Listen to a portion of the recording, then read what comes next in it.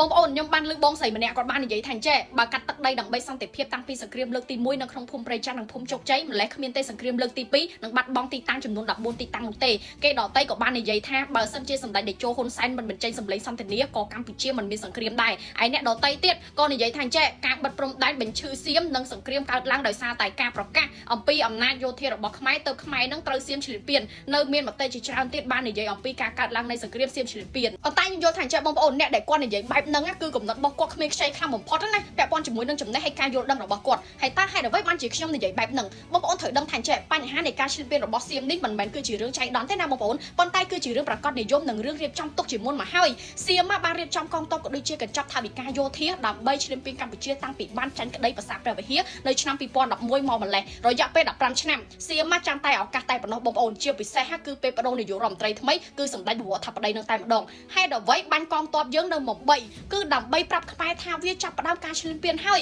ដូច្នេះហើយទៅបានជារាជរដ្ឋាភិបាលរបស់យើងបង្ហាញភាពមិនចោះញោមឥឡូវយើងមករំលឹកដល់ឆ្នាំ2008និងក្នុងឆ្នាំ2011វិញបងប្អូនចាសៀមគឺបានចាញ់ព្រាបខ្មែរលើផ្នែកយោធាដោយសារតែកម្ពុជានឹងមានប្រភេទម៉ាស៊ីនបាញ់គ្រាប់រ៉ុកែត BM21 និងជាច្រើនប្រភេទផ្សេងទៀតទៅលោកអភិសិទ្ធ វេចាជីវ៉ានឹងនិយាយថាសៀមគឺត្រូវតែធ្វើទំនើបកម្មយន្តហោះចម្បាំងនិងម៉ាស៊ីនប្រព័ន្ធបាញ់គ្រាប់រ៉ុកែតហើយចាប់តាំងពីពេលនោះមកបងប្អូនដឹងមិនអត់សៀមគឺបានចំណាយលើកញ្ចប់ថវិកាយោធានិងដំឡើងអាវុធដល់ច្រើនខ្លាំងមែនទែនរងចាំតែឱកាសល្អមកដល់ពេលណាគឺបង្កសង្គ្រាមដើម្បីចូលឈ្លានពានខ្មែរតែប៉ុណ្ណោះចូលមកដល់ខែសីហាឆ្នាំ2023នេះវិញបងប្អូនចាសម្ដេចមហាបវរថាបតីហ៊ុនម៉ាណែតគឺលោកបានឡើងធ្វើជានាយករដ្ឋមន្ត្រីថ្មីបន្តពីសម្ដេចអគ្គមហាសេនាធិបតីតេជោហ៊ុនសែនដល់ពេលចឹងទៅពួកយោធាសៀមគឺបានចាប់ផ្ដើមខំធ្វើសមយុទ្ធអាកាសនិងបានទិញអាវុធចូលជាច្រើនក្នុងរយៈពេលជាង1ឆ្នាំត្រៀមចាំបង្កសង្គ្រាមភ្លាមៗតែម្ដងប៉ុន្តែចាបងប្អូនក្រោយពីថ្នាក់ដឹកនាំជាតិរបស់យើងគឺលោកបានដឹងអំពីចេតនារបស់សៀមតាំងពីការត្រៀមខ្លួននិងបានបាញ់កងទ័ពខ្មែរនៅមុំបីនៅខែមិថុនាមករាជរដ្ឋាភិបាលរបស់យើងលោកក៏បានចាប់ផ្ដើមប្រកាសអំពីអំណាចយោធាកម្ពុជាមានអ្វីខ្លះក្រៃលោសៀមនឹងវាបានផ្លាស់ប្ដូរកំណត់ឈ្លានពានខ្មែរនិងព្រមបិទព្រំដែន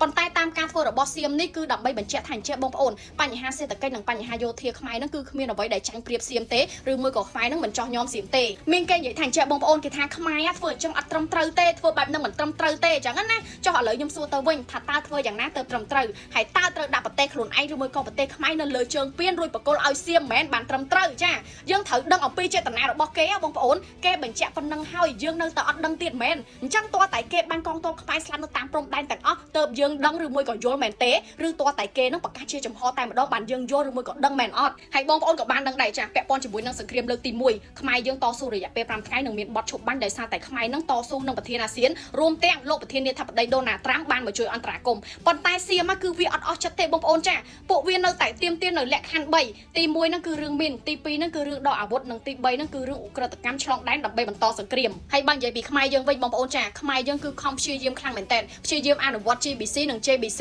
និងដកអាវុធហើយក៏បានព្យាយាមអត់ធ្មត់គ្រប់យ៉ាងនិងមួយយ៉ាងយើងមិនទាន់បានជ្រុតស្រូវរួចទៀតបើសិនជាមានសង្គ្រាមប្រកាសជាមានសម្ពាធសេដ្ឋកិច្ចធ្ងន់ធ្ងរណាស់បងប្អូនទៅបានជាមានយុទ្ធសាស្ត្រអំបុកស្រូវថ្មីវាយសៀមឈ្លានពាននឹងឯងបងប្អូនក៏បានដឹងដែរមិនមែនពួកសៀមវាចង់បានតែភូមិជោគជ័យនិងភូមិព្រៃច័ន្ទទេចាគឺគេចង់បានរហូតដល់7ខេត្តជាប់ព្រំដែនតាមរយៈសង្គ្រាម21ថ្ងៃហើយបងប្អូនក៏បានដឹងដែរចាពាក់ព័ន្ធជាមួយនឹងបញ្ហាដែលគេមិនវាយខេត្តបៃលិនប៉ុន្តែគេវាយទ័ពនៅខេត្តជុំវិញខេត្តបៃលិននឹងតែម្ដងហោះរហូតដល់ភ្នំសំពៅខេត្តបាត់ដំបងទៀតចឹងសរុបមកវិញបងប្អូនចាមហិច្ឆតារបស់ពួកសៀមគឺធំធេងខ្លាំងណាស់បងប្អូនការរៀបចំយុទ្ធសាស្ត្រយោធានិងកងទ័ពរួមទាំងអាវុធរយៈពេល15ឆ្នាំដើម្បីចាំតែឈ្លានពានខ្មែរមិនដូចជាខ្មែរយើងមួយចំនួនគិតនោះទេបងប្អូនចាត្រូវស្គាល់ពីគេឲ្យច្បាស់តាមរយៈប្រវត្តិសាស្ត្រនិងបង្កសង្គ្រាមបច្ចុប្បន្នបើមិនទាន់យល់ទេចាំខ្ញុំព្យាយាមនិយាយបញ្យល់បងប្អូននៅវីដេអូក្រោយៗទៀតចុងក្រោយបងប្អូនណាត្រូវតែជឿទុកចិត្តទៅលើរាជរដ្ឋាភិបាលជឿទុកចិត្តទៅលើថ្នាក់ដឹកនាំគ្រប់ជាន់ថ្នាក់ដើម្បីយើងក៏ដើម្បីជាតិយើងទាំងអស់គ្នាផងដែរជួបខ្ញុំស្រីនូននៅវីដេអូក្រោយ